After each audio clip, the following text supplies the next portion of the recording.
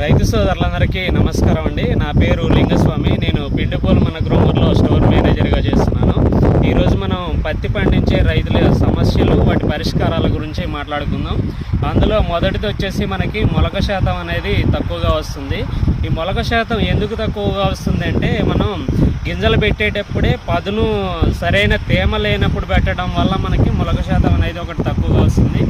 ఇంకోటి రెండోది వచ్చేసి ఏంటంటే, మనకి మన భూముల్లో సేంద్రియ కర్బనం అనేది తక్కువగా ఉండడం వల్ల కూడా భూమి అనేది గట్టి పారిపోయి భూమి పైపొర అనేది ఒక పెంకు మాదిరిగా గట్టిగా ఏర్పడి ఈ విధంగా ఏర్పడి ఆ విత్తనాన్ని అనేది పైకి రాకుండా గట్టిగా ఉండడం వల్ల భూమి, దానివల్ల కూడా మనకి మొలక శాతం అనేది తక్కువగా వస్తుంది.